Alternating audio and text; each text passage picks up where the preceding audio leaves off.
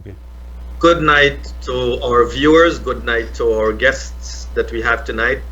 In starting, let me first give credit to GLOBESPAN team, GLOBESPAN 24/7, to Nohar Singh, Kumar, Devin, and all those who are working hard behind the scenes to make tonight's discussion possible.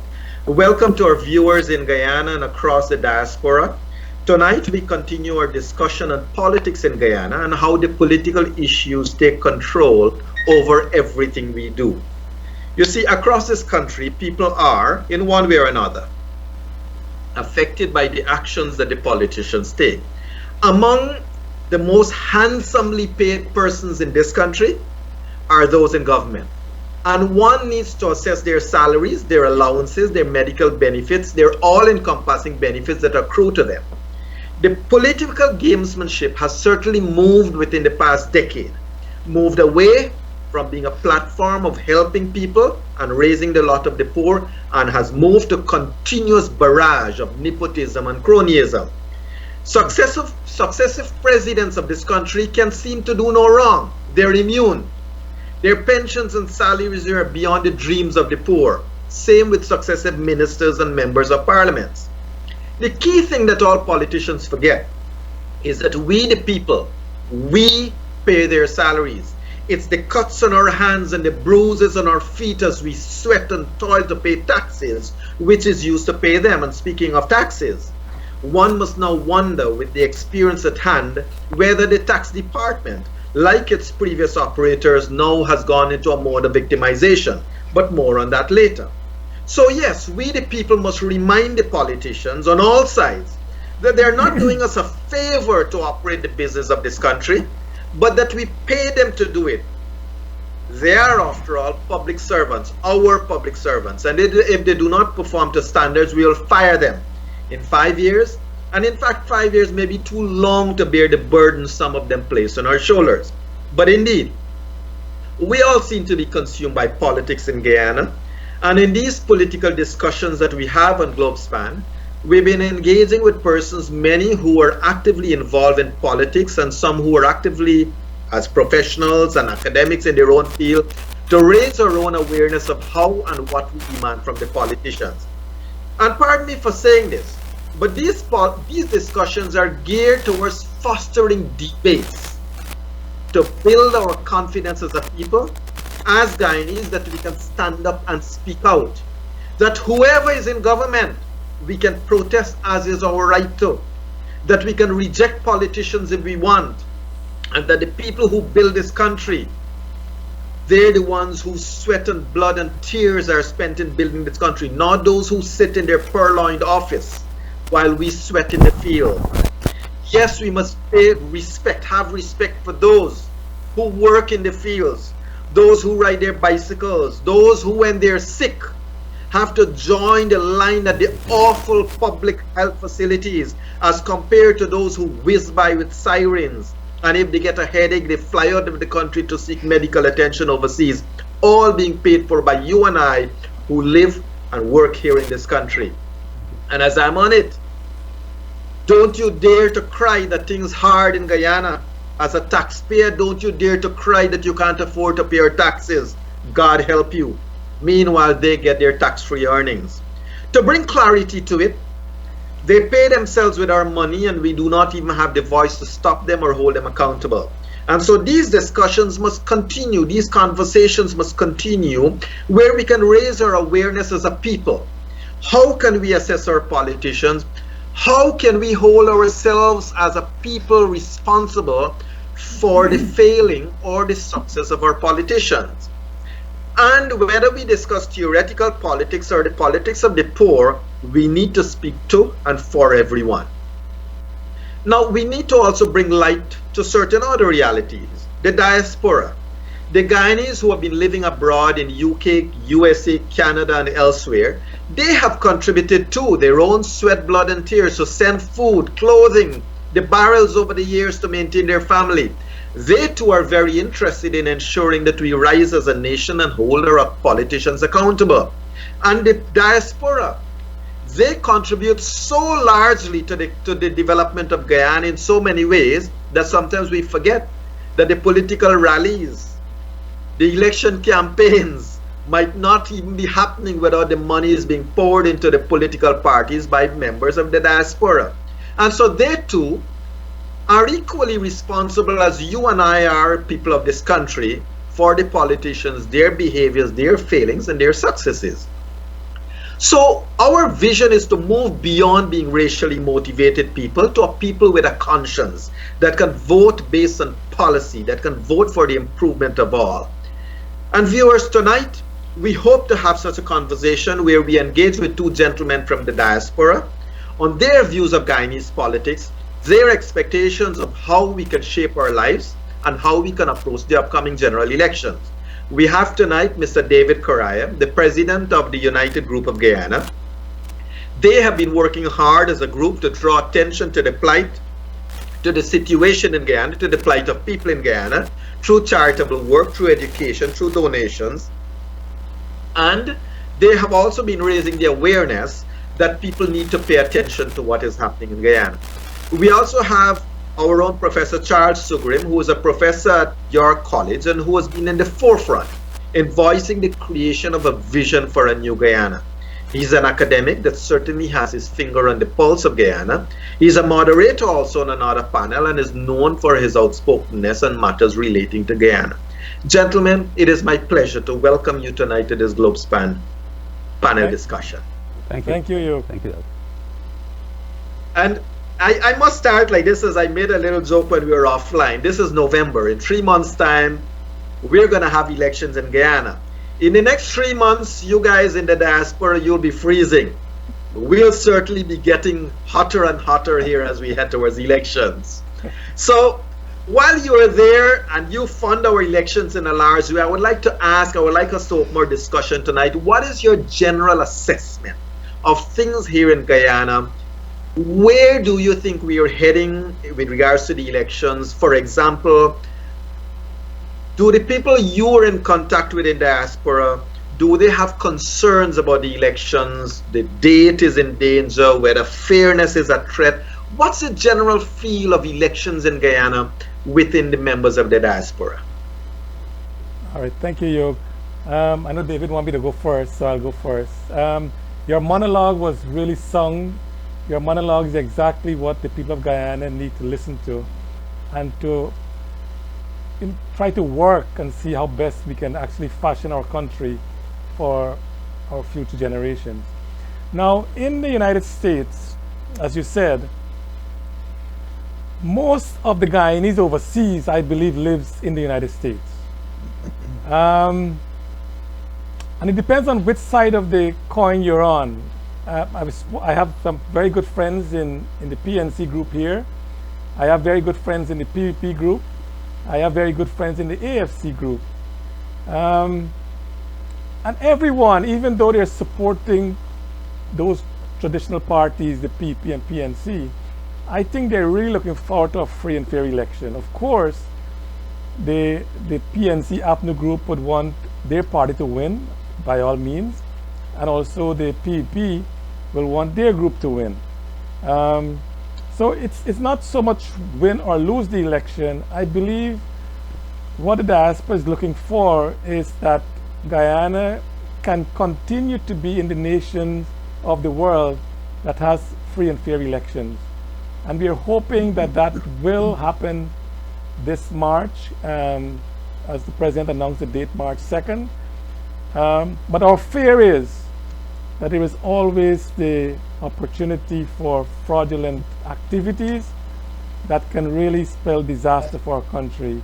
I hope that good sense will prevail and the people of Guyana will go to the polls, one person, one vote, and whoever party you support, go out there in droves and support that party. And at the end of the day, we need to accept the results. And I can't help but remembering the elections here in the US in 2016. And sorry, I'm segueing a little, if you don't mind, Yog.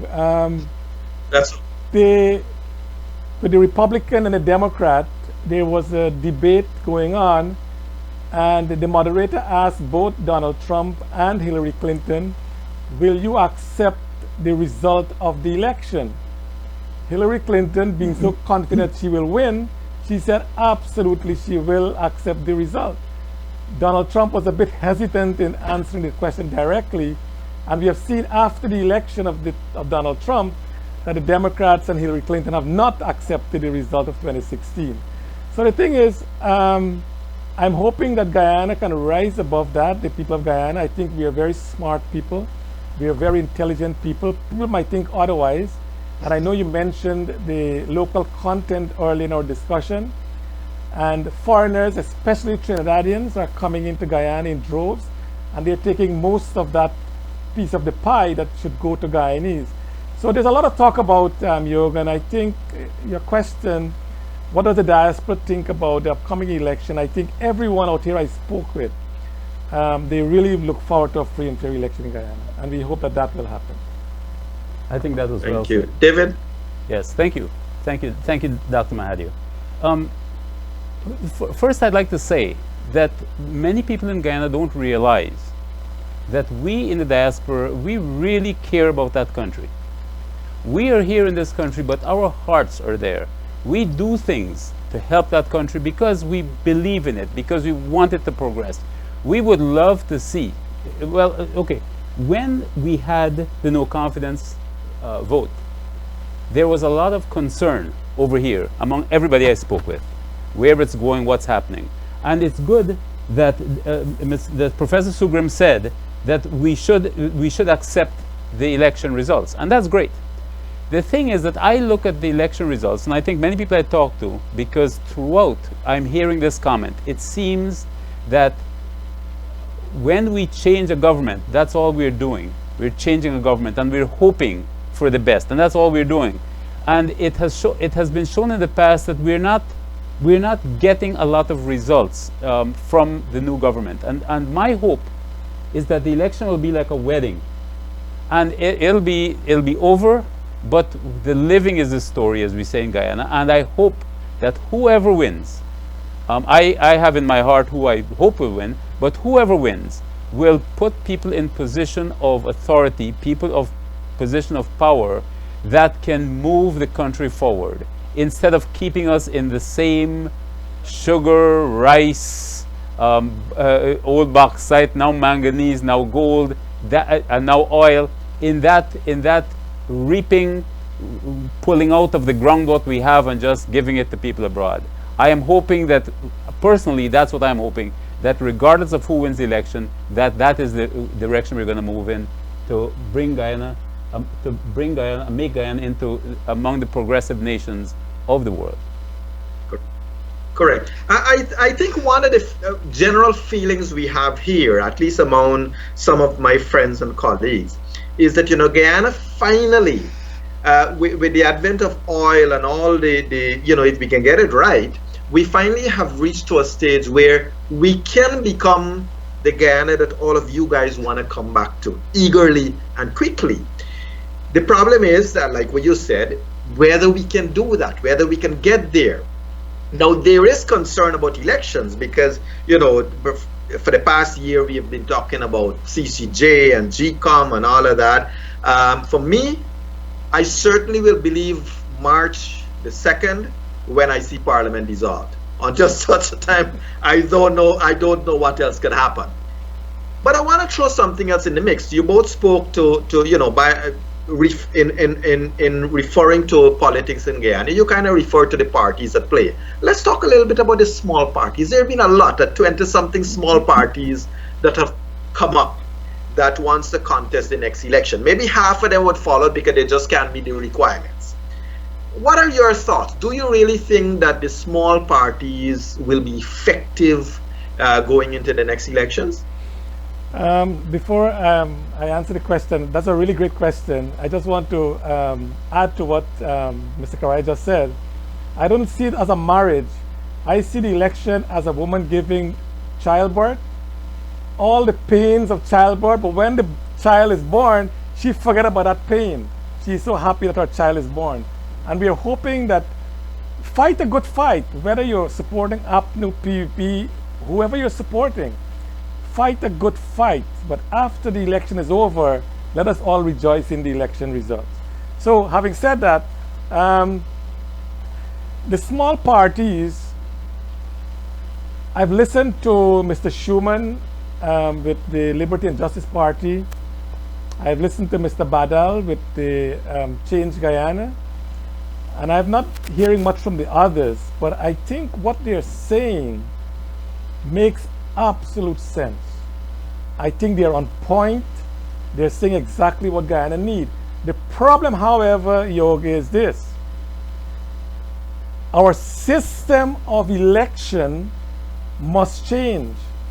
And when we were discussing before we came on the air, and we were saying that politicians should not be blamed, but then I was corrected to say, well, the politicians are the ones who made the system that we are operating under. So the fact is this. Article 171 of our Constitution says that elections are held and we are doing a list system, is that the party that got the most vote wins the presidency. So that kind of, it's a win-win for PPP and PNC, so to speak, because they work on that and they cement their base, which is more racial voting. And I don't have nothing against racial voting. If someone wants to vote for the race, that's fine with me. But the thing is, because of that article, the African Guyanese believe if they vote in a bloc, APNU, which is supported by and large, will win the election. The Indian Guyanese believe that if they vote in a bloc, the PP will win the election. And that has been our major problem.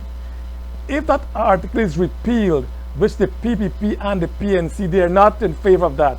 Since 2000, we have had so many amendments to the Constitution, that article is intact. APNU and PPP will not change it because they strive on that article. And that is keeping Guyana down. The other thing that is happening is that, again, in the Constitution, ministers of government must first be member of parliament. And to be member of parliament, you have to be on a list to be in that parliament.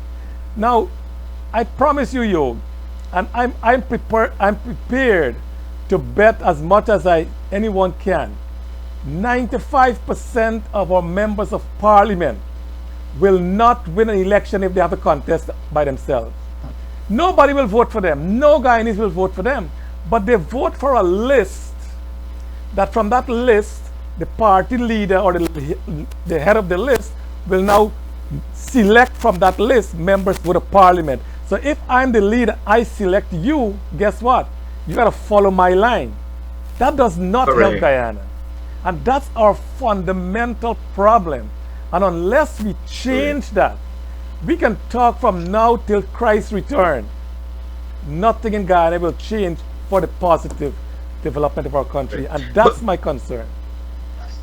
But Charles, just before you come on, David, but Charles, here is the dichotomy. Now, I have had a very interesting discussion with Ralph Ramkaran 2 weeks ago on the same show.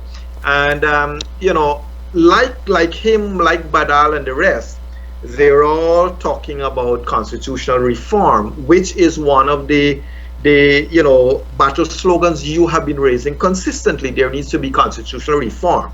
Now, the problem here is the problem. The two behemoths are not going to agree to constitutional reform because that's where they get it all. There are two things I see that will not happen. You know what, Charles? If it were to happen, you would have seen it on the post. I'm seeing on the post sugar factories will reopen. I'm seeing all across Guyana jobs and this and that being posted all over the place. I'm not seeing a word about constitutional reform. So that's one I believe that neither of the two big parties are going to embrace. And the second one is to touch presidential immunity. The president can do whatever criminal decisions he wants because he heads cabinet or whatever he does, and we cannot hold him responsible. So, David, you can come on now, but I'm just rebutting and asking for your comeback on this because, Charles, I really believe that are we not therefore, you know, tagging our hopes on a fading star? Because which one of the two parties are gonna allow that constitutional change? David, oh, yes, Dr. Mahadeo, I see it a little differently. I am happy to see so many new parties come on board. It gives me the hope that there is some democracy in the offing somewhere. I'm not sure where. I do agree that to move the two major parties to make constitutional change right now will be very difficult. But if you look at these parties, if let's say there are 20 new parties and each of them can get 1 or 2 seats in parliament, then I can see them beginning to make changes from their positions in parliament. So I do see hope there. I do see it and this that's I agree with you, it's difficult, but I do see there is some hope that it can begin to change from the bottom up, in effect. But David, let me rebut you and then invite both of you to comment. So I'm going to rebut that with another thing. Now, you have had AFC, Justice for All Party, WPA, all of them got a seat or two, you know. But guess where they are?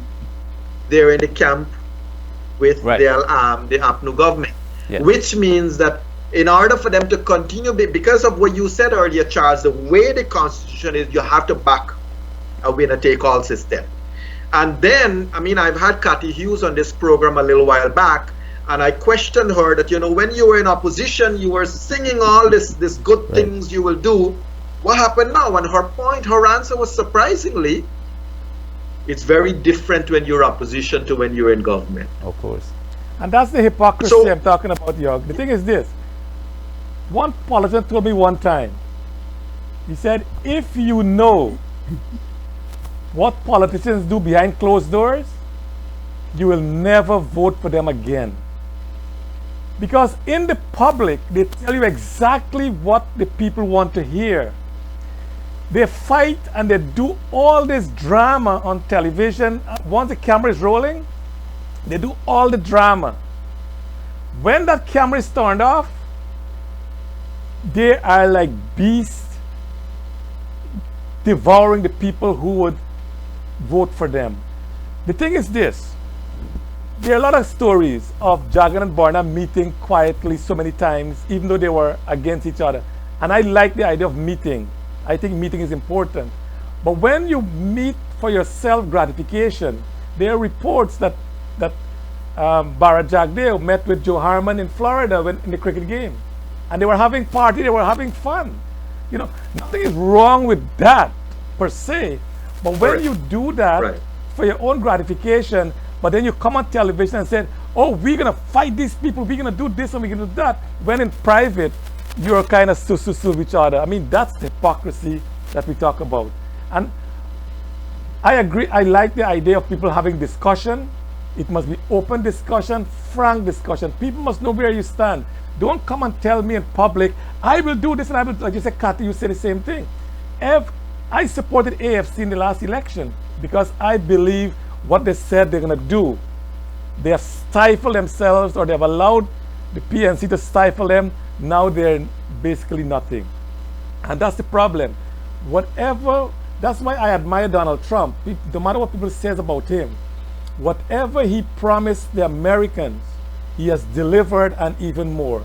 That is what politicians do in Guyana. What you promise, deliver on your promise. Don't tell me in opposition, let's cry the wolf is coming, and when you're in government, you pretend there is no wolf.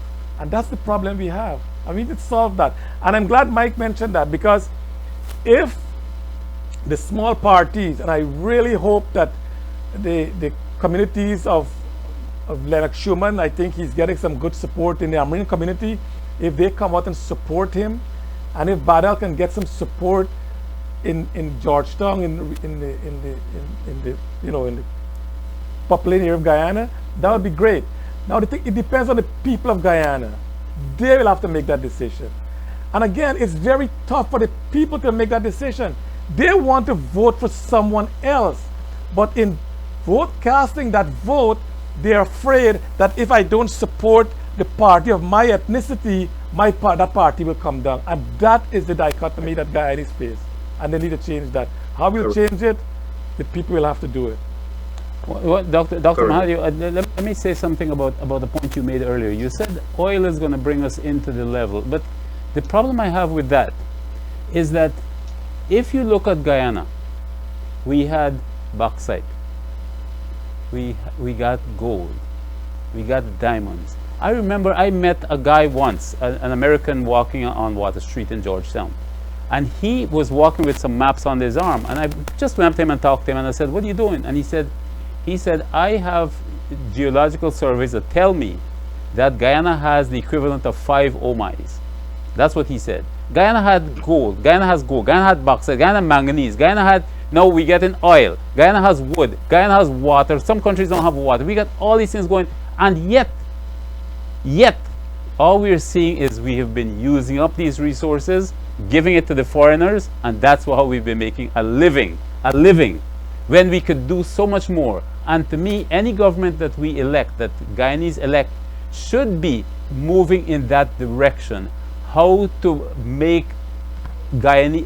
give Guyanese jobs through education, through value-added products, and make that the goal. Don't make it just how can I get my cronies, how can I get something in my pocket. And this is my fear, whichever government is there.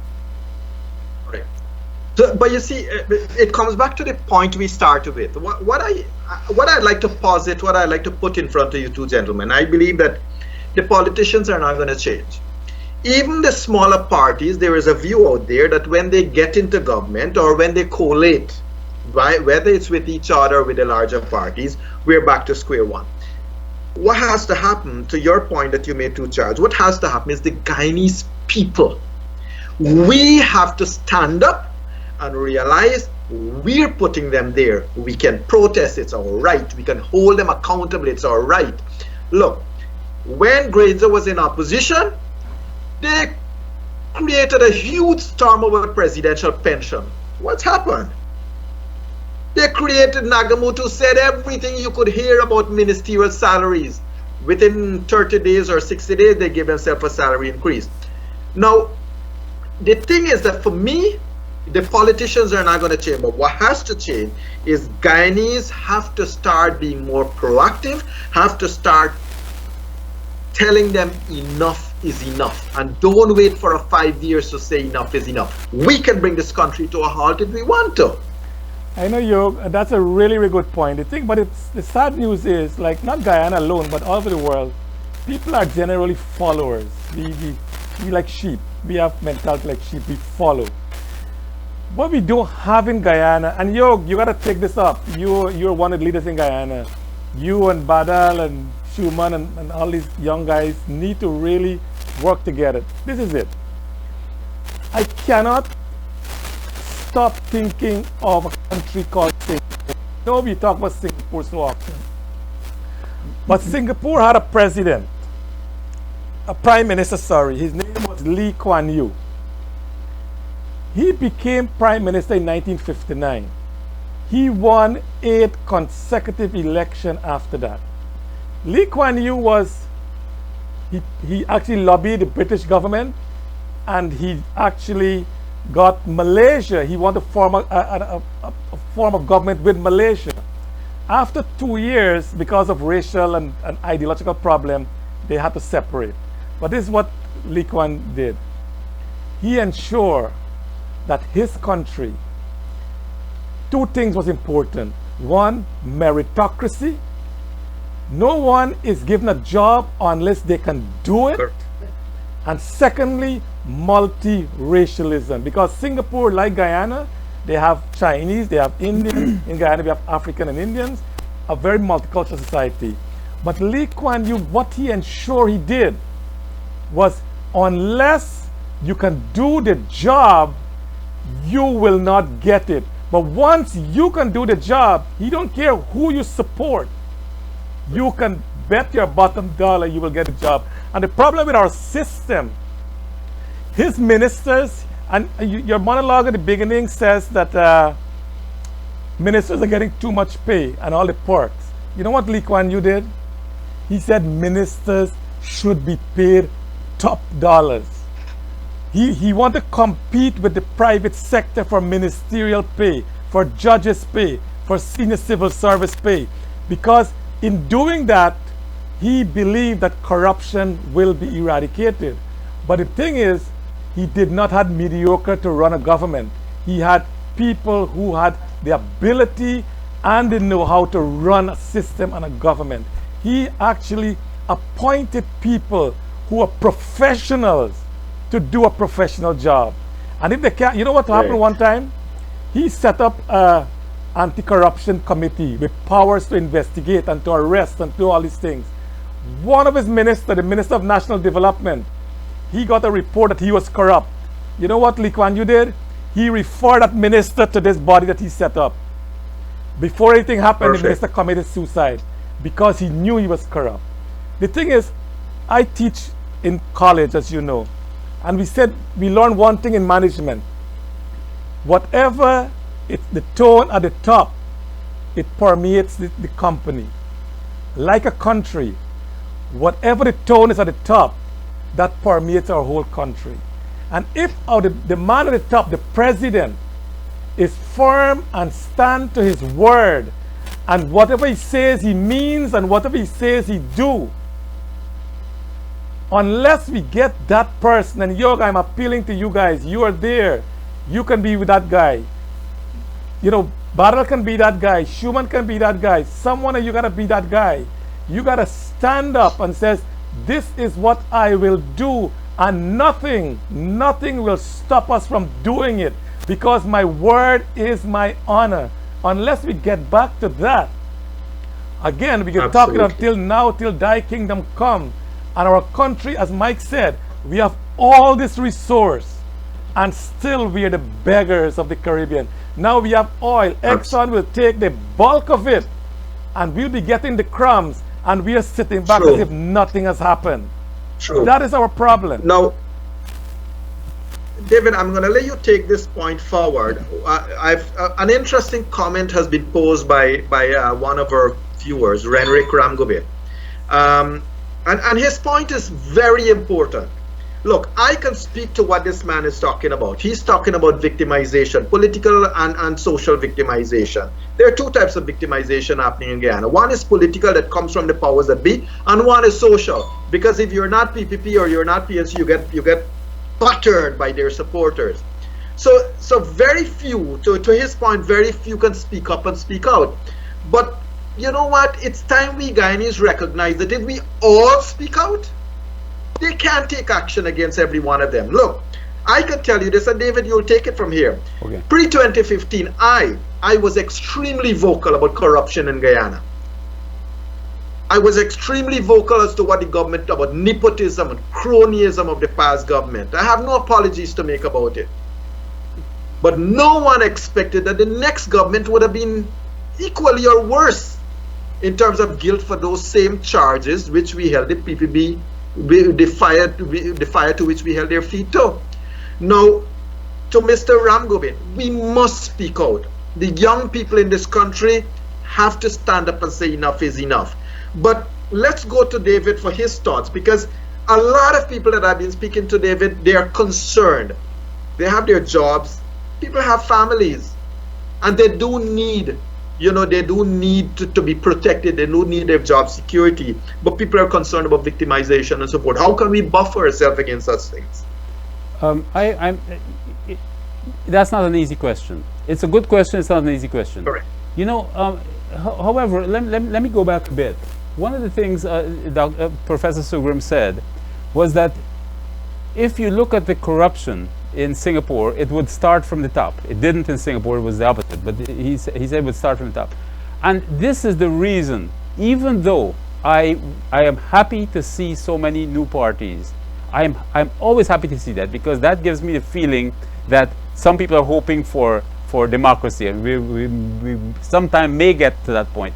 But my problem is, and I feel like many Guyanese, that if I vote for one of these small parties, maybe I'm just going to be wasting my vote. That's the same thing that happens in this country, the same thoughts we have in this country. So you look at the two parties, the two major parties, and this is why I will tell you the truth. I have become more a believer in David Granger than in Mahadeo, because I see from the top. Meaning, I see David Granger as an honest broker of power in Guyana. Now, maybe it was not that effective of what was done, but I see him as an honest broker, and this is the reason that I believe I support. I don't mean to get political here, but so let me go further. Let me go further. One of the things that Professor Sugrim brought up was racial voting. Now, if I could tell every Guyanese this, I would want them to listen to this point. There is an easy solution to racial voting. And I'm speaking to every Guyanese here. There's an easy solution to racial voting. Think about what oil is doing to Guyana. What oil is doing to Guyana is it's going to bring the Venezuelans, it's going to bring the Brazilians, it's going to bring the Haitians, it's going to bring the Trinidadians, it's going to bring the Americans. Our population is 750,000 people. Brazil alone has about 180 million people. If 1 million Brazilians come over into Guyana, in 5 years or 10 years, we will be speaking Portuguese, and we'll be talking about a Portuguese president. Every Guyanese should be very concerned about that. Every Guyanese. I know Guyanese when I meet him. I know somebody who understands when I say Kiskedi, when I say Betrush, when I say Olaig. They know what I'm talking about. And when these people come to this country, we are going to move away from cricket being our national sport to something else. Whether it be highlight or soccer or something else is going to be our national sport. We are going to lose our identity. And we forget about race. We are all Guyanese. And we have to remember that we should be struggling to maintain that. Do you know, if you go to Kuwait and you try to become a citizen of Dubai, you have to wait 30 years before you can become a citizen. Think about that. In Guyana, we talk about anybody coming in, putting up a shack, and before you know it, they got children and they say, I'm Guyanese. We don't need that. We have English as our language. We should make sure we keep English as our language. Those are things that'll keep us Guyanese. And whether we be black, Indian, Amerindian, Chinese, Portuguese, or whatever, we are Guyanese, and we should make sure we stay that way. And this is something, whichever government is there, should be moving in that direction. That is something I strongly believe in today. So sorry to get into that attack. Thank you for your candor. No, thank you for your candor, because it is important we have this dialogue. It is important we have, we all have different inclinations about which political leader to trust and which not to trust. We all have our own experiences about who has failed and not failed, and it's important to have an open dialogue about it. The issue I have, David, with both David Granger, both past presidents, I'll say David Granger and Donald Rambutar, is that they have not shown me, a Guyanese living here, sweating it and working, and my brothers and sisters overseas, they have not shown me that they have what it takes to fire a minister when that minister is wrong, to call corruption. Every time you talk about corruption in Guyana, they show me the proof. Like as if they're blind and deaf. And so I don't see that they have what it takes to really put a stop to the negative that is putting our country in a vicious cycle. Now, you talk about immigration, as Gilda Smith said, our country seems to have no right immigration policy. But our borders are open. And one gentleman wrote me earlier, Mr. Jermaine Neblet, made an important point, and I'm going to read his point to you, not fully, but he pointed out on my Facebook page that while so much talk currently is ongoing about oil and gas,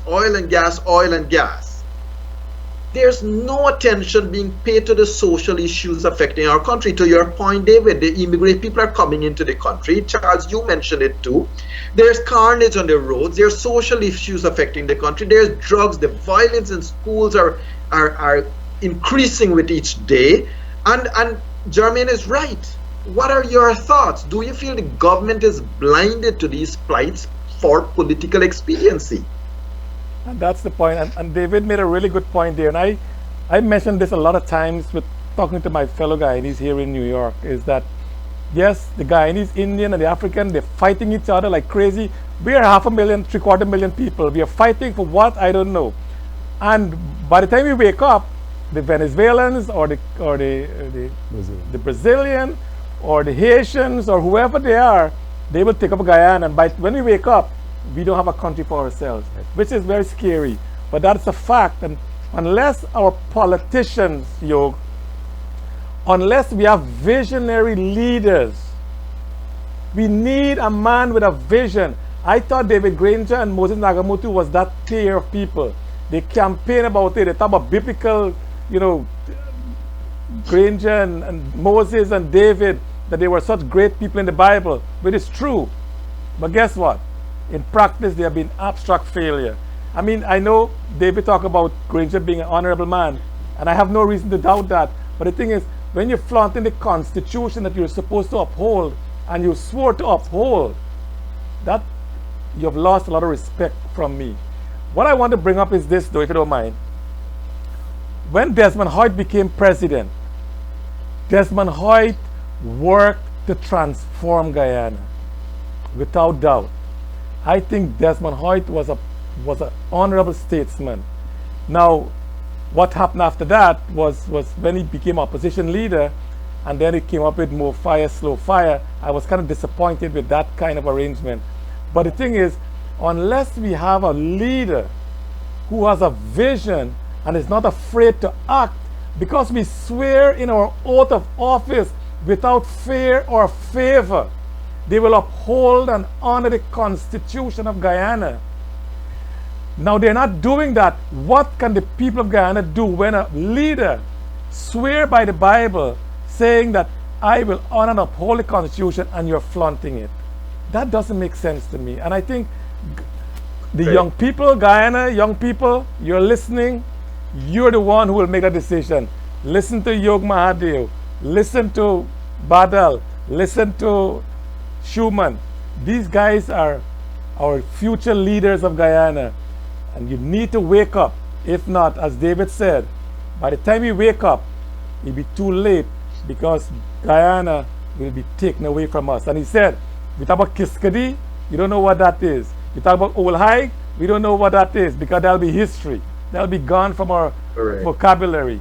Wake up, Guyanese. It's time. It's not late. It is time to wake up. So Charles and David, let me just change the discussion to another point. Now, there has been a lot of dialogue about the role the diaspora plays in Guyana and in Guyana's development. There have been two sides of the debate. One set of people believe that, you know what, the diaspora Guyanese, they're living over there. They're over there already, but when the positions come up in Guyana, they want it. And the other set believe that, well, we're all Guyanese, and we should all contribute to the development of Guyana. However, here is another dichotomy to that argument. The PPP government had employed any number. You just pick a number and they employed it. Diaspora, members of the diaspora, to run various entities, to operate in various ministries. And by and large, there were a lot of failures. This government has done it from day one. Diaspora Guyanese came in, took over the famous stadium that they built at that Durban Park, and did a lot of other things. And so it leaves a great vacuum in our local discussion here. What role is the diaspora playing, and are you guys also just coming here to eat our cake, basically? You know, because the people that we have seen coming in to serve government have come in to really serve themselves. We have had people come in here. Before the last government, they used to preach all kinds of morality. Now they and their wives and their neighbors and their cousins are all employed by the government, and they have squat to say about anything. You want to go? Yeah, I'll start out.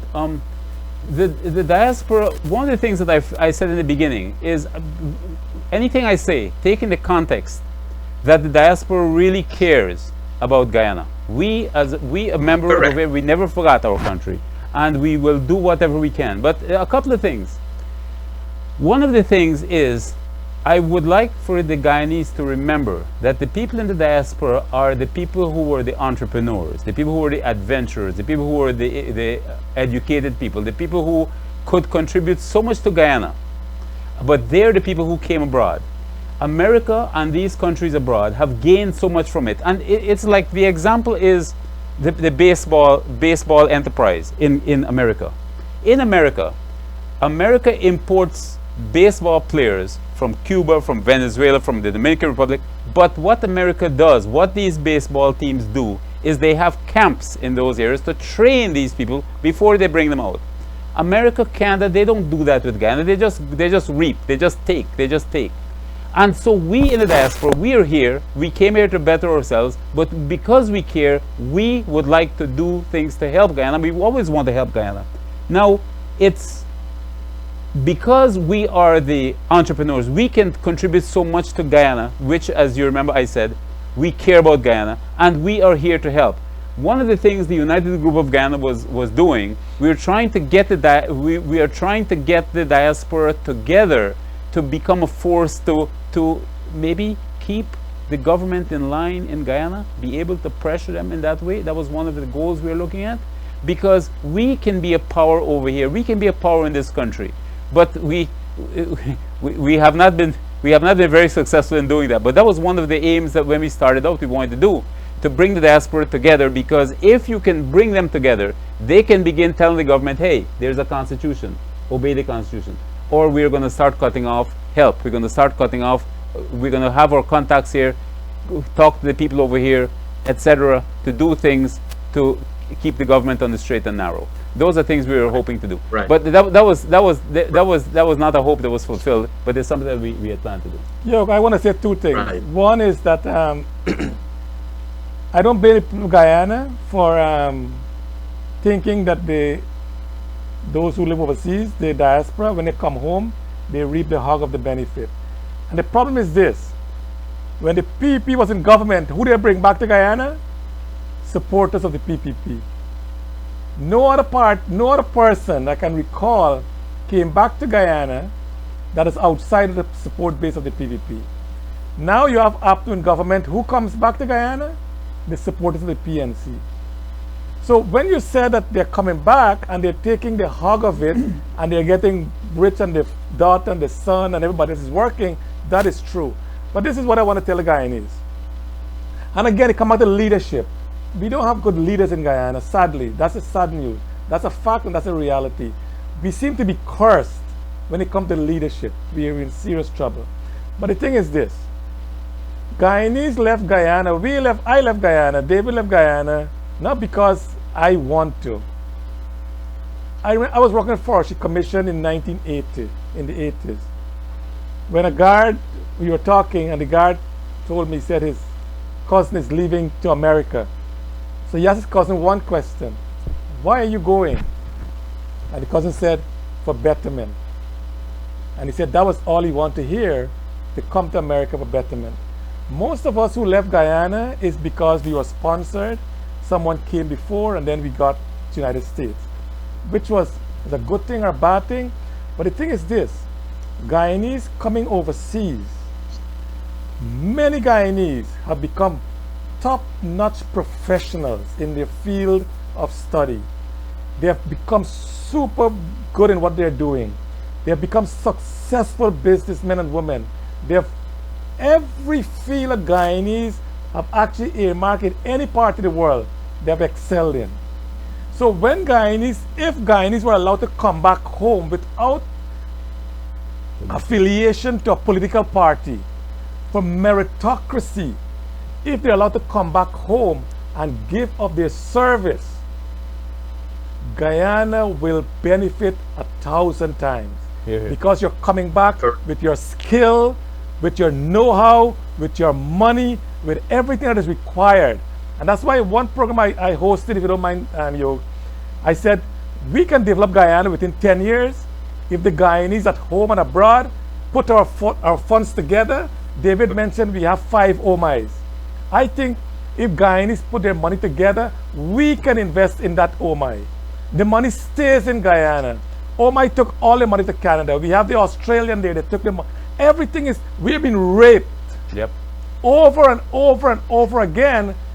And some politicians get super rich because they get whatever they need, and the rest of the Guyanese people are the ones who suffer. That can change. Guyanese, election, as Yog said, unless Parliament is dissolved, and I agree with you, if President don't dissolve Parliament by December 1st, there's not likely to be election on March 2nd. So let's see what happens in December is coming up next week. So we'll see if the President dissolves Parliament. Once that is done, then we know election is there. But Guyanese, please go out and vote for a party that will stand for principle, and the leader will, whatever they say they will do. So far, these two behemoths, as you said, have not done that. I agree, 100%. Right, but David, I want to come to you with a question one of our viewers have asked. That, you know, we have been talking a lot about the small parties. You mentioned your confidence in David Granger, which is good. And let's assess the PPP, excuse me, and the PNC a little bit. But before you come to that, you know, one of the things that I think Guyanese, I've been preaching this on every show almost, and I need to say it again. One of the things we need to develop as Guyanese is to develop our thinking, our freedom, our appreciation of our rights and our freedoms as a people. Our appreciation that it is not the politicians that run this country, but it's the people that must run the country. Our appreciation that these dialogues are not meant to down talk or to up talk a politician or the other, but are meant to stimulate discussion, so that at every street corner, at every bottom house, we must have debate, we must have dialogue to put the politicians in place, because we pay them. So David, let's start with you and let's assess a little bit PPP, PNC. There have been lots of goods, and Charles, it came to mind when you mentioned the word meritocracy. You do remind me of you reminded me of Cherry there. You know, that was his mantra, meritocracy. All that has gone out of the window now. But David, let's start with you. Let's do a little assessment. PPP, PNC. We have talked about small parties. Let's talk about the larger ones now. Yes. What would you? How? I'm not sure how you want to approach it. How do you assess? How do you assess the PPP and PNC as parties, as the main vote earners in Guyana, yet their strength lies in racial divide? But how do you assess them based on pure performance, and how do you assess their future in terms of their ability to take the country forward? And let's be candid. Yes. Okay. Yeah. That's a very difficult question to answer with such short notice. But my general impression is that how do I say this? If I had to choose, then I chose Granger, and the reason is just the character of the man. That's all I choose on. Now, if you go beyond that, if you say, well, are the people in positions because of merit? I can't say that for any party in Guyana. No party, and the parties haven't been doing it. The system we have in Guyana says that if you support the party, you move on to a position of a ministerial position, you move on to a position of authority. That's what we've been working with, as the professor here said. That's what we've been working with, and that has been the problem. When you look at the two parties, if I were to choose all, you know, the professor here said earlier that he had no problem with people voting race. I have a problem with that. But I can see if you cannot, if there is no clear distinction between the two parties, then what do you have? You vote for someone who is like yourself. And okay, from that point it makes a lot of sense. When I look at it, then I look at, if I look at the two parties and I see two parties where there are questions of corruption, maybe there are questions of competence, maybe, then I begin looking at the fountain of it, the starting point of it, the starting point being the president. And if I were to compare the two presidents, there is no choice. I would choose David Granger any day, and that's how I would choose a party. Okay, thank you, Charles. I would I think both parties have some honorable people, but I think both parties have failed us miserably. Again, promises I can't go back to keep saying what Trump said. Promises made, promises kept. When you have a manifesto and you promise all these things that you will do, and as you rightly said, Kathy says, oh, in opposition you can say what you want basically. In government you're sitting in a different chair. That doesn't make sense to me. The thing is, there's a saying, you fool me once, okay, you get me. You keep fooling me, then I'm a real fool myself if I don't correct myself.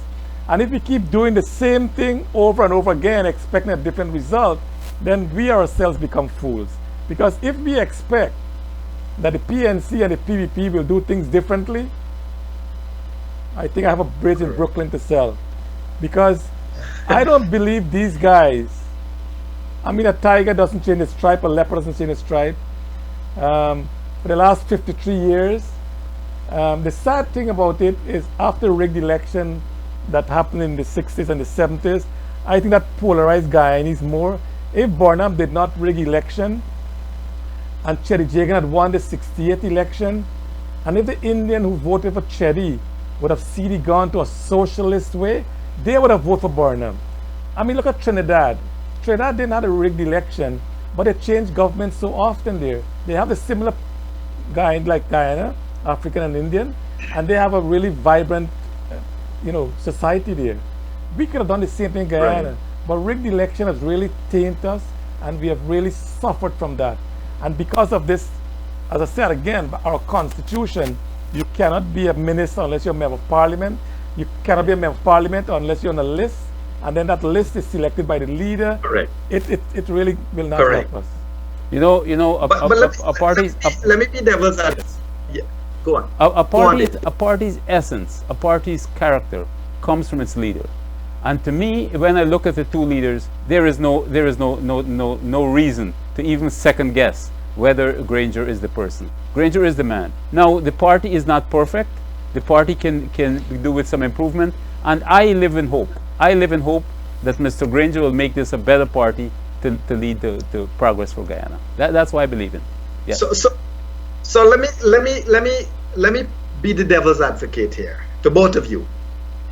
So Charles, I would like to throw something at you. There is one, aside from the accusations of everything else that has faced the PPP, Bharat Jagdev has achieved something that I believe is historical in Guyana. That is, he has held a political party accountable to their manifesto. As you know, political parties, you cannot even take them to court, or political persons, you cannot take them to court for breach of election promises. But Bharat has created quite a revolution there. He has called for a vote of confidence in the House and won, and basically said that the party did not maintain its promises in its manifesto. So that's to you, Charles, and to you, David. While I admire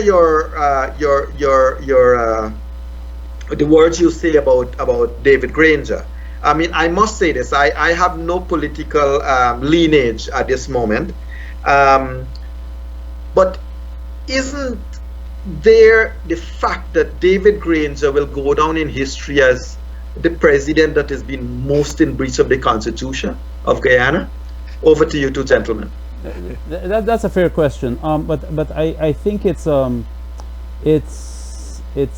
incorrect assessment.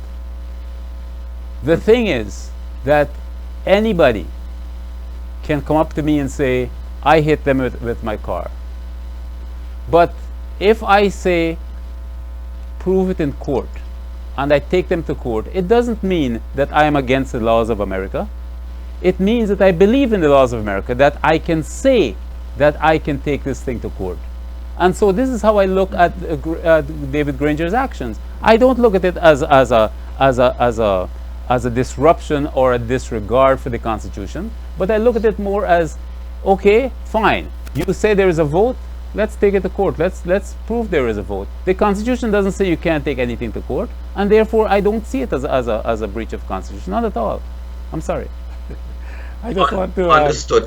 But you and I will have to have this discussion over a cup of coffee one day, because I would have to rebut you with the September 18th date, which is, I believe, and would you, I'll quote to you at some time, David, what David Granger said in the past, that the president was sleepwalking into a constitutional crisis. Precisely. And on the last point I'll make with that, on that regard, if you recall, where I hold David Granger really accountable is when he sought the counsel of the Chief Justice of Guyana on the appointment of the chairman of GCOM.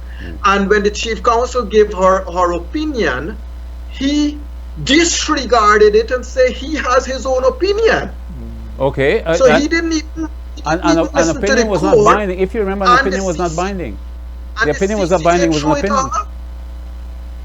It was an opinion. Well, yeah, but it is the Chief legal Justice's opinion. It's a legal, not an opinion. It wasn't an opinion given by Charles Sugrim or Yog Mahadeo. It was a decision, an opinion given by the Chief Justice. Okay, no, hold on. Before we get tangled up in these words of legal and presidential opinion and religious opinion, I think we should see what is binding. If it's not binding, it's an opinion. But the thing is, Yes. Charles, let's take a little couple seconds break and we'll come back to the same very hot discussion. Devin, over to you. Support GLOBESPAN 24/7 initiatives by sponsoring our programs. Our goal is to bring all sides to the table, and with your help, this can become possible. With your support, we can shape a greater nation together. Contact sales at globespan247.com for more information, or inbox us on Facebook, Instagram, Twitter, and LinkedIn. GLOBESPAN's professional platform is now available for rental. Create your own content, promote your business, and reach hundreds of thousands of viewers in Guyana, United States, Canada, and the United Kingdom. GLOBESPAN gives you the ability to interact with viewers and guests to reach the multitude. Contact sales at globespan247.com for more information. Thank you, and we're back, and I'm handing right over back to David first. So I see we're still smiling at each other. That's good. Absolutely, we still have to have this discussion over coffee one day. Okay. But I think I want to talk David in terms of, I guess David Correia, David Granger, maybe they have something in common, right? I feel I'm being double banked here, as we say in Guyana. No, not at all. David, I respect your opinion. In fairness to what David is saying too, I mean, what is sacrosanct is the Constitution of Guyana. That is the highest law of the land. And the Constitution gives a detailed Article 106 telling exactly what happened in a no confidence vote. So when on the December 21st no confidence vote, both the Prime Minister and the President came out and says they will honor the Constitution. But after they met in cabinet, I think there was a different opinion then, and they talk about the Story 4 and this sort of thing. Yes, and David is right. Even the Speaker says that he's not reversing his decision. That is the ruling of the Parliament. Now you can go to court for interpretation of it, and they did that. But the thing is, after that was played out, the Constitution would have kicked in again, because after that resting period in June, the highest court of Guyana, the Caribbean Court of Justice, ruled that everything was validly passed. The no confidence vote, Charanda's vote was valid, and everything else that they were challenging. So then, if June 21 was that date, then election should be held 90 days after that. Wait. Who made that judgment? You did? Caribbean Court of Justice. You did? No. That it has to be 28 days after that judgment? No. That's your interpretation. No, right, again, that's interpretation. So the thing is, but once and that's the problem, court, is everybody's interpreting things their own way, so here you are interpreting something and expecting David Granger to follow Sugrim's interpretation. No. It's not Sugrim's interpretation. Yes, because there's nothing in the Constitution that says after this court hears it, you have the same period. There's nothing that...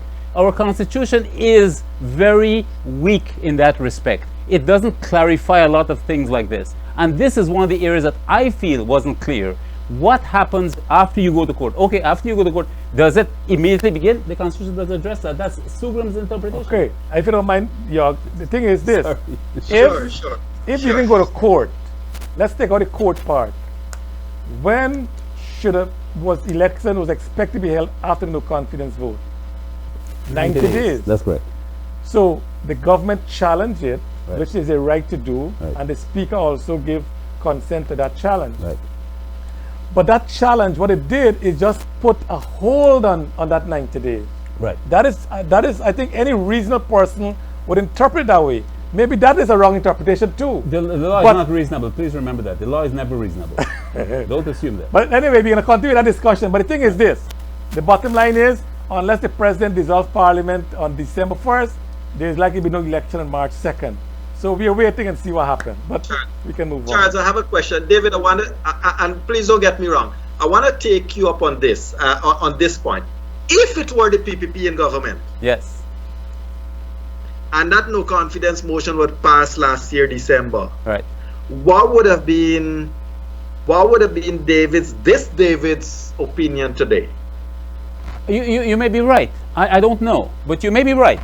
It may be a partisan decision or a partisan way of looking at it. You may be right. I don't know. In honesty, I don't know. If it had happened, I don't know. Maybe I would have seen it that way too. Because I tell you the truth, I have talked to people who were strong PPP people, people who were strong PNC people, and I could see both parties seeing it. And the arguments I brought up today were arguments I heard from people. I mean, these aren't original arguments. These are arguments people who looked at this thing and said, hey, I don't see a problem. And therefore, when you were making one argument, I was just making the other. It doesn't necessarily mean that I'm saying, you know... and that's yes. okay. And that's okay. So, because you know so what your question is a good interesting? one. I don't know. I don't know how I would have looked at it. And you know what is interesting about it all, to you both, to you gentlemen, is forget the political patronage and forget the political lineage. Over this year, almost every Guyanese at home and abroad would have been engaged in what's happening. And one only need to distill between the loyalties and take that middle view, and you would see where that view was leading towards. So this is where, to David and Charles, that there are many people that I put Guyana first. I really don't care about party politics. I care about Guyana. And so whatever opinion I give is for Guyana. And God forbid, I do hope one day the politicians will start to listen to people who really care about Guyana, because we really don't care about party patronage. So to the point though, loyalties aside, sometimes we need to take those caps on and say, if Jesus were here, if Diana was here, if somebody was here, what would be our opinion or what would be the reaction? Let's go to something else. Earlier we mentioned that Guyanese need to realize, and the politicians need to realize, that it is the taxpayers that pay their salaries. It's the taxpayers' sweat, blood, and tears that are pulled together to pay the politician's salary. I want to make an appeal, and I want to ask you two gentlemen, what's your opinion of it? I believe one of the first things the new government should do, whoever forms the government, is to say all parliamentarians must take health care at the local institutions. All parliamentarians, all government officials, even the president of the country, must do like Barnum and so forth and seek medical attention here first. What's your opinion to that? That's a great question, but before I ask that question, don't mind, I think what David was saying, and Mr. Ramsrup also mentioned it on the comment. I mean, because of what happened in our country now and in the past, that is precisely why we need a new constitution. Yes. And I think a new constitution should be more specific. This in one of my program, I said that, and we all know there are three branches of government. There is the executive, there is the legislature, and the judiciary. Guess who controls the judiciary? The lawyers. How many people are lawyers in Guyana? 1,500 people? 1,500 lawyers? So think of 1,500 people out of 750,000 control the judiciary. Not only that, the lawyers are in the executive, the lawyers are in parliament. So the lawyers are really controlling everything. And who write this constitution? The lawyers. What they write it for, they can argue it in court. And they get big bucks for arguing in court on both sides. And the thing is, that's a system of, not only Guyana alone, all over the world. And the thing is, we need to change our constitution and I think get more specific in terms of if A equal to B and B equals C, then we know A equal to C. So we got to make it very, very clear and without any ambiguity. But come back to the question of the diaspora is, and government ministers and parliamentarians and so use the health service. I think every country, they try to improve our health service, and that has been a challenge in Guyana. I watched the other day, I read Freddie Kissoon article sometime on Kaichur, and he mentioned that the street lights by UG is now working. Then the Ministry of Public Infrastructure comes and say, somebody thieved the battery. And that's the problem with Guyana. The thing, there's so much theft, right? I used to work at the Georgetown Hospital. Before I came to the United States, I was the director of finance at Georgetown Hospital. And the thing is, there was so much accusation of staff thieving drugs and thieving so many things from the health service. Doctors, there are accusations of doctors going to the private practice, writing prescription and going collect at the Georgetown Hospital, things like that. So the thing is, there is ingrained corruption, within the system. And even though every government wants to have an improved health service, but the sad news is that the people we have to manage the healthcare system, some of them are so corrupt. No matter what we do, Guyana will continue to suffer because of good health care. But it's a good point. I think the minister should go to Georgetown hospitals for the medical checkup. I need to rebut. I will. I'm not going to allow your comment to go wrong so idly. I will rebut you on that. Look, indeed, corruption has over the past decade or two become ingrained into the Guyanese lifestyle. But you know what, Charles? It starts from the top. There you go. It has become a system. There you go. And the youngsters are seeing the top ones get away with everything. Last government you talk about corruption. This one, let's talk about drug ban. The last one you talk about the Letem fiber optic cable. This one, let's talk about the airport fiasco. Corruption is at the top. Now, when it's like that, how do you expect the social impact to not be created upon the youngsters? Everybody wants to get rich quickly and get rich in an easy way. So to curb corruption, we're going through a whole cycle here. But coming back to the healthcare system, I really believe that there are certain things that need to be made public. The president, David, I'm not really hitting on your friend David here, but the president cannot file his assets with the Integrity Commission. What are you telling the rest of the Guyanese? That's it. If the current lot of opposition members are saying, in my own humble opinion, if the current lot of opposition are saying, we're not going to go to parliament, why are you taking the salaries? It's the taxpayers' money you're taking. That's hypocrisy in my view. So things everybody needs to do a real long and hard soul search. Do you really want to lead this country with morality?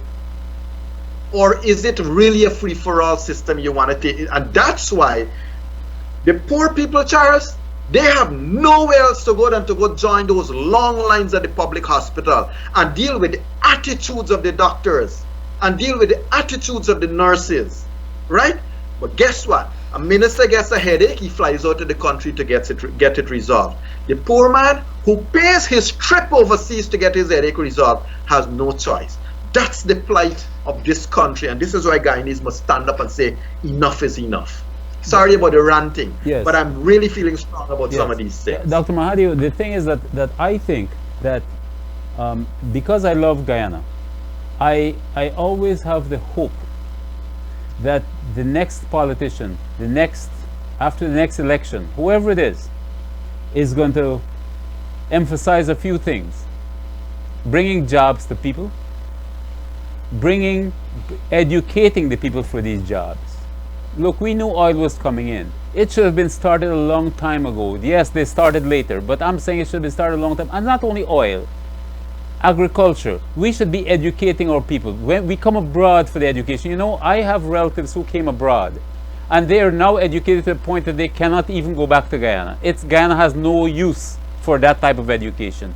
And I need the politician to not only talk, but deliver safety. Safety from the choke and rob on the streets. Safety, and how you do that? You give them jobs, you give them hope, you make food available, you make housing available. And I am always hoping that that next politician is going to be that one who does that. I had hoped initially it would be David Granger and those people, and I am still hoping he gets there.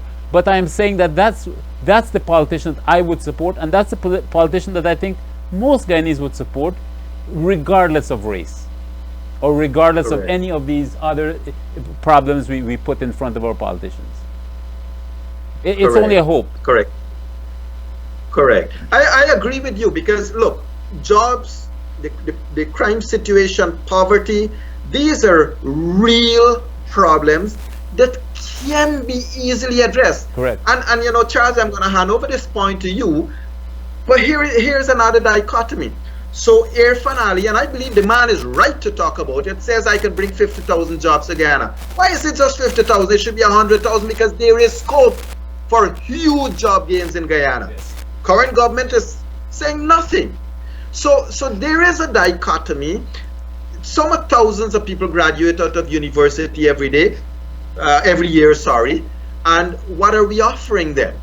You know, $9,000 increase in annual salary for the public servants after so many years is nothing. So Charles, your point on what David just said with regards to jobs and crime and all of these things.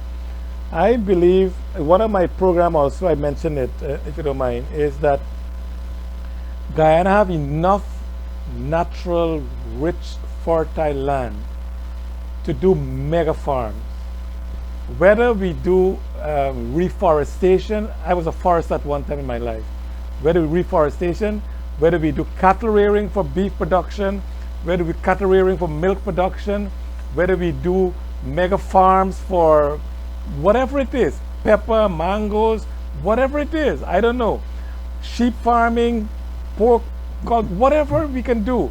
But the thing is, we have the resource, and as David mentioned, we are blessed with fresh water. We have everything that is required. So when Dr. Irfan Ali mentioned that 50,000 jobs, that's a good start. But I think, as you said, why not full employment? Why not every Guyanese who need a job will have a job? That is what we need. And the thing is, we have the resource to get it done. And I'm hoping again, correct, that our politicians be visionary. It's sad to say, the world, we have had a Martin Luther King, a very visionary guy. We have had a guy named Mahatma Gandhi, very visionary guy. We have had Nelson Mandela, very visionary guy. We had Lee Kuan Yew from Singapore, very visionary guy. What politicians need to understand is this: the time that you are leader, it's only for a season.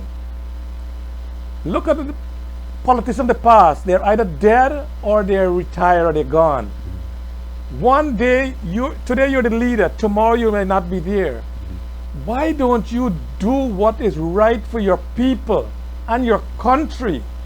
So when you would have passed on, people will say, this is the leader. That's why God bless Dr. Eric William of Trinidad and Tobago. Even now, the people of Trinidad and Tobago talk about Eric William because he did well for Trinidad, right? Why can't we say the same thing about Forbes, Barnum, or Chetty Jagan? You say a thing about them only if you support their party. And that's our problem. But they have the potential to be great leaders, but they have failed Guyana because of their one-sided policies. And we hope that we will correct that. And after the next election, whoever becomes the president will be a leader that will be a president for all of Guyana, not only for the party who elect them to office. Correct. And that's the I guess that's the dream of a lot of us who wants to see fair play and to see fairness in Guyana. Because the truth is, I mean, the way I have assessed some of the things that all the past governments of Guyana has done. In the past, you used to have had a PNC card to get a job in the PNC government of the 1980s.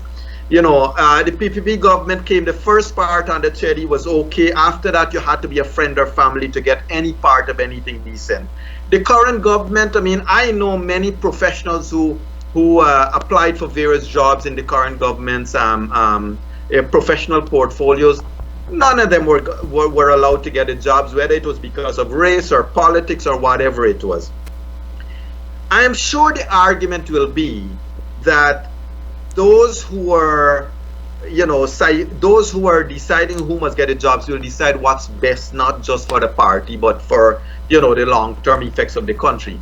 But at the end of the day, people who preach racial politics, we must need to realize and we must need to counter-preach it. Because here is what. When you vote race, you're not voting for one race, you know, you're really voting against another race. Mm-hmm. And the moment you're voting against some people, means you're going nowhere. Because if you're keeping some down, you will be kept down. You're only as happy as you make others around you happy. Sorry to be preaching a little bit. But to come back to this notion of jobs, poverty, crime. In 2019, we are on the brink of 2020. And yet there's 1 in every 3 Guyanese living in poverty. We're in the brink of 2020 of a government that changed from what was deemed to have been the worst and most corrupt government of Guyana, the last government. That is what everybody said. I myself, yet after 4 years of the current government, 1 in every 3 Guyanese live in poverty. The crime chief seems to be blind that crime is on the rise. You know, jobs, nobody is getting jobs anywhere other than if you are of the same kith and kin, maybe to quote Hyde's message a little bit. But the truth is, David and Charles, we are heading into elections. And I would like us to ensure that however we shape our viewers' thinking, it has to be a shape of conscience, a shape of do what is right, not for you, but for your children, for your grandchildren. Because you know what? If we don't put it right now, our children doesn't stand a chance, because the news is going to get tighter and tighter. And it has been, look, somebody just said it again, it has all been about money, about friends and family, and it's not been about spreading it all. Now, I like to come back to one thing. A lot of people here believe that, you know what, the people in the diaspora are living it up. I've been there, I've seen people, you know, maybe 50% or more of the Guyanese living in overseas countries are really not living it up. They're working hard. They're struggling like everybody else. I'd like to add something here, Dr. Mahadeo. I'd like to add something here. Go on. I am a member of Guyana Aid Region 1. I am from Region 1, which is Northwest District.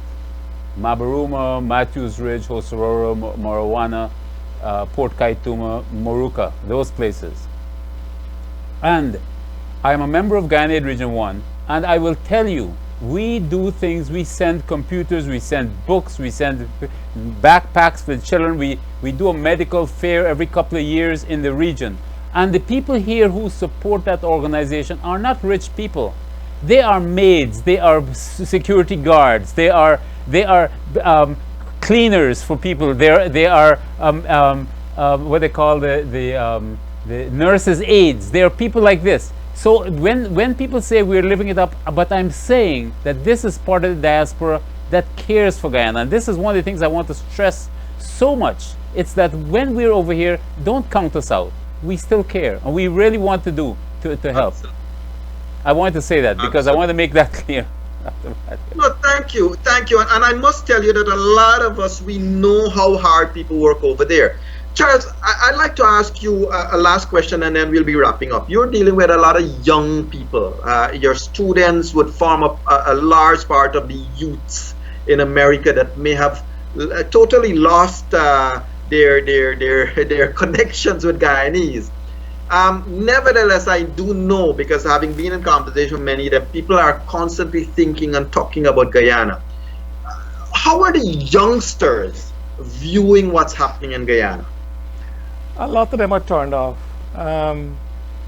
especially those who came early. Like in my case, I got two boys. They came here when they were 10 years, 8 and 10 years. So they kind of turned off to Guyana. They don't know nothing about Guyana. Those of us who, most of the people I see who think of Guyana more are those in the 40s, maybe the 50s. But sadly, the young people in the diaspora, I've not seen the excitement that they have about Guyana. When you go to any function, those who are passionate about Guyana are the people of our age group, who came, to America when you're like in 30s or your 40s. They have some concerns, a lot of concern back home. As David mentioned, Guyana is part of us. But if I were to go back to Guyana tomorrow, I don't think my boys will go with me, because they don't see Guyana as being part of them. So the young people of Guyana are the ones who I'm really more concerned about, is that they are the ones who will determine the future of Guyana. And if they follow their parents and go vote race, I know at the beginning of the program I said I don't have a problem with race, but you pointed out very nicely, if I vote race, I'm actually voting against the other race, which is really more serious. So I think that the people of Guyana should look at issues, look at the politicians, look at the leaders, and said, okay, this is what you promised me. What did you deliver?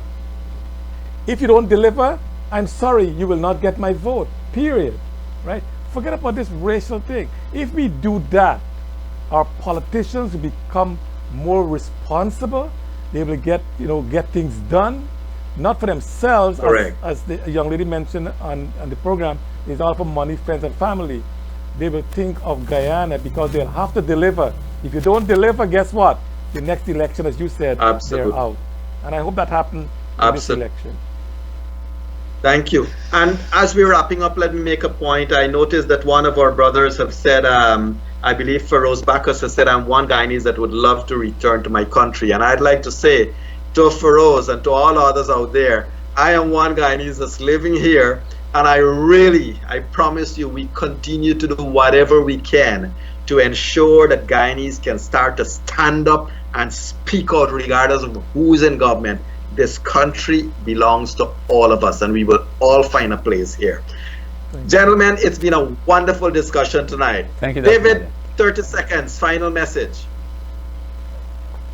We over here, though we are far away, our heart is in Guyana. My heart is still in Region 1 in Guyana. And whenever I get a chance, even though I don't have immediate family there any longer, I love to visit the place, and I care in my heart for the place, and I care in my heart for Guyana, and I really wish the politician will arise that will lead Guyana, because Guyana has so much potential to be among the greatest nations on this earth. We have so much, and we should use, including the people. That's it. Good night. Thank you. Thank you, David. And we will have that coffee one day and talk about the other David. Charles, 30 seconds, final comments. Unlike David, unlike Mr. Bacchus, I also bleed Guyana. I don't know why. Maybe it's a sickness for us here who are, of the middle-aged Guyanese coming over to America. But Guyana is always part of us. When we see the flag of Guyana, when we see that map of Guyana, I get so elated. Anything about Guyana, every day I read a newspaper because I want to know what's going on in Guyana. And I'm a CPA here in the US. I lecture in college, we have a CPA firm. I would want to, the little life we have still remaining with us, to put that into Guyana, to ensure that our country breeds success. We, as I said, we have the ability, we have the knowledge, we have the know-how. We have some of the most brilliant Guyanese around the world. If they come back to Guyana, Guyana will be the new Singapore of the West. And absolutely. I pray God that the next leader, whoever the president is, will lead us in that direction So 5 years from now, we can all look back at this program and say, Yog, thank you very much. David, thank you very much. That Guyana has moved on. But if you come back 5 years and we have mediocre government again, we'll be saying the same thing over and over and expecting a different result. God bless you, Yog, and God bless Guyana. David, thank you. Charles, thank you so very much. To our viewers out there, thank you all. Have a wonderful and safe evening. God bless you all. Thank you. Good night.